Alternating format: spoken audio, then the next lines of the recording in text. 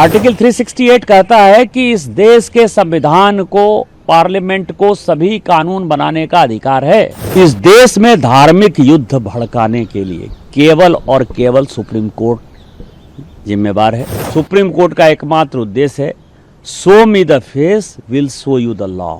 Supreme court अपनी सीमा से बाहर जा रहा है। एक ट्वीट को लेकर के बहुत ज़्यादा हेडलाइंस बन रही हैं। आपने ट्वीट करते हुए लिखा है कि अगर सुप्रीम कोर्ट ही अगर कोर्ट से ही सारे कानून बनेंगे तो कहीं ना कहीं पार्लियामेंट के दरवाजे बंद कर देने चाहिए। बंद हो जाने चाहिए ना। मैं आपको बताऊं कि एक आर्टिकल 377 था जिसमें होमोसेक्सुअलिटी जो है एक बड़ा अपराध था।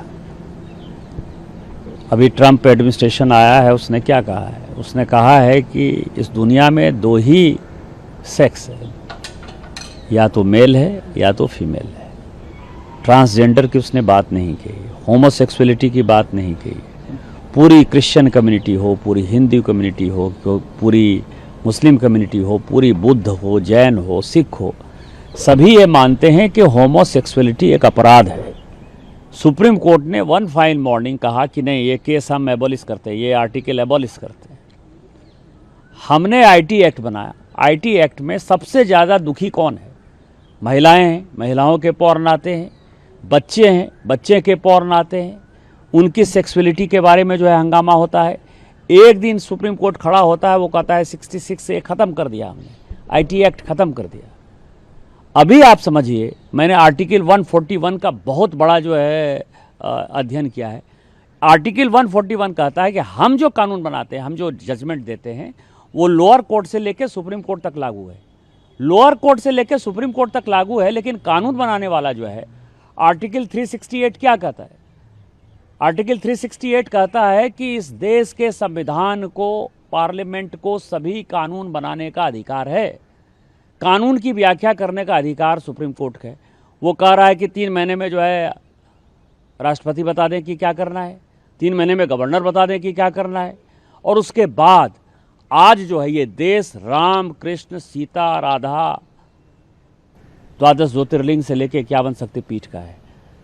सनातन की परंपरा है, लाखों साल की परंपरा है। आप जब राम मंदिर का विषय होता है तो आप राम मंदिर में कहते हो कि कागज़ दिखाओ, कागज़ दिखाओ। कृष्ण जन्मभूमि का मामला आएगा मथुरा में तो कहोगे कागज़ दिखाओ। आप जब शिव की बात होगी, ज्ञानवापी मस्जिद की बात आएगी, कागज़ दिखाओ। और आज केवल आप मुगलों के आने के बाद जो मस्जिद बने हैं उसके लिए कहते हैं कि आप कागज़ कहाँ से दिखाओ।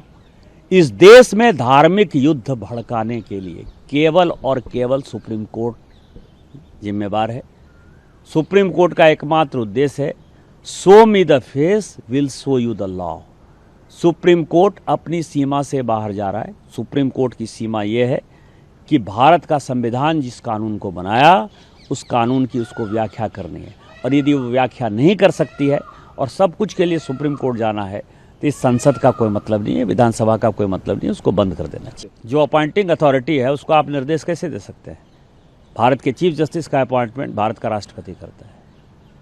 इस देश का कानून भारत का पार्लियामेंट बनाता है। उस पार्लियामेंट को आप डिक्टेट करेंगे?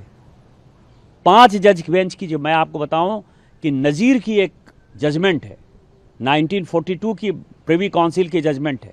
उसमें यह कहा गया कि जहां कानून नहीं लिखा हुआ है उसके बारे में यदि प्रिवी काउंसिल या सुप्रीम कोर्ट कोई जजमेंट देती है तो बात समझ में आती है। यहाँ पूरा जजमेंट लिखा हुआ है कि राष्ट्रपति का क्या अधिकार है, उपराष्ट्रपति का क्या अधिकार है, प्रधानमंत्री का क्या अधिकार है, हमारे पार्लियामेंट का क्या अधिकार है, हमारे सुप्रीम कोर्ट का क्या अधिकार है, हाई कोर्ट का अधिकार है। जब सब कुछ लिखत पढ़त में है तो तुम नया कानून कैसे बना दिया? 3 महीना कहाँ से लेके आ गए कि राष्ट्रपति को 3 महीने के अंदर फैसला करना है? ये किस कानून में लिखा हुआ है? इसका मतलब यह है कि आप इस देश को एनार्की की तरफ ले जाना चाहते हो, और एनार्की जो है इस देश में बर्दाश्त नहीं होगी। जब नया कानून आएगा, जब नया पार्लियामेंट बैठेगा, इसके ऊपर विस्तृत चर्चा होगी। और फिर से नेशनल जुडिशियल अकाउंटिंग सिस्टम जो हमने NJAC बनाया था, जिसमें कि राष्ट्रपति का चुनाव कैसे होगा, प्रधानमंत्री का कैसे चुनाव होगा, वो तो संविधान में लिखा हुआ है। लेकिन आपके भाई भतीजावाद के आधार पर जज का चुनाव नहीं होगा।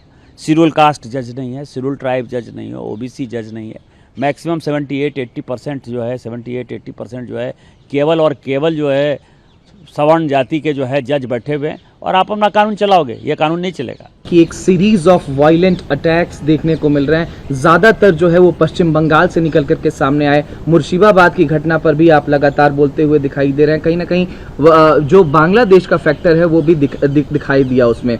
इसको लेकर के वक्फ कानून को लेकर के जब वक्फ जेपीसी जगदम्बिका पाल जी चेयरपर्सन थे, उनसे पूछा गया, उन्होंने कहा कि अगर ये अनकॉन्स्टिट्यूशनल बोल रहे हैं जेपीसी की इतनी बैठकों के बाद, दोनों सदनों से पास होने के बाद, महामहिम के सिग्नेचर के बाद, तो कहीं ना कहीं मुझे इस्तीफा दे देना चाहिए और मैं इस्तीफा दे दूंगा अगर ये अनकॉन्स्टिट्यूशनल बोल रहे हैं। कल्याण बनर्जी का बयान है, उन्होंने कहा आप इस्तीफा दे दीजिए, आप गलत बात करते हैं।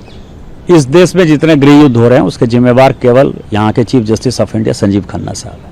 हमारे साथ जुड़े रहने के लिए सब्सक्राइब करें देश रोजाना के YouTube चैनल को और नई वीडियो की नोटिफिकेशन पाने के लिए बेल आइकन जरूर दबाएं। अगर आप ये वीडियो फेसबुक या इंस्टाग्राम पर देख रहे हैं तो पेज को लाइक और फॉलो जरूर करें और ज्यादा से ज्यादा शेयर करें।